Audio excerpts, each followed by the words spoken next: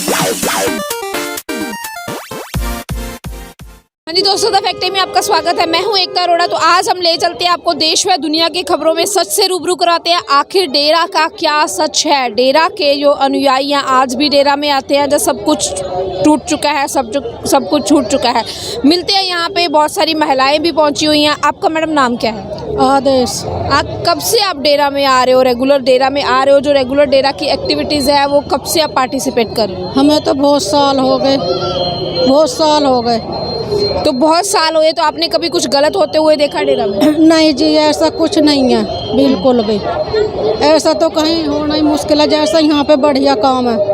तो यहाँ पे अंदर का कैसा अनुशासन था? बहनों के लिए, भाइयों के लिए कैसा माहौल है? खूब बढ़िया, खूब बढ़िया। तो अलग अलग बैठते हो कि एक साथ बैठा जाता है? नहीं जी, अलग अलग बिठाते हैं।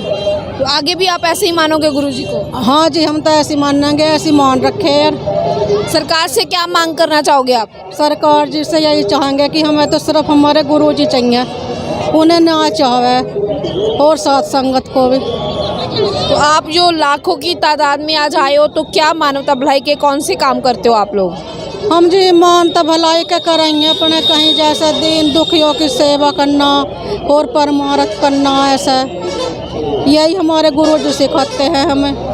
ठीक।